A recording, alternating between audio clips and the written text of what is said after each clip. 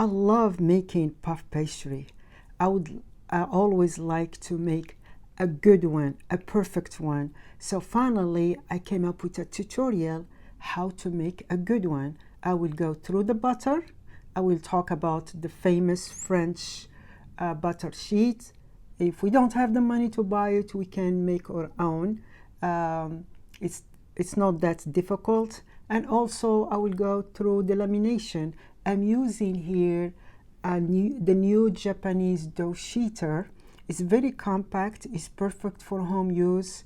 It's friendly, easy to use. I love it because it helps me with my lamination.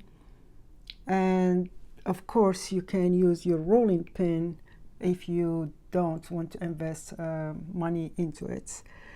We will go through the baking. Here I'll be using the dry caramel powder to give our puff pastry this beautiful shine. And also I'll be using the baking sheet, the special one for the puff pastry. Believe it or not, there is one for that, to keep your thickness of the dough even everywhere. And we're going to go through the baking process and how to get our puff pastry brown inside and outside.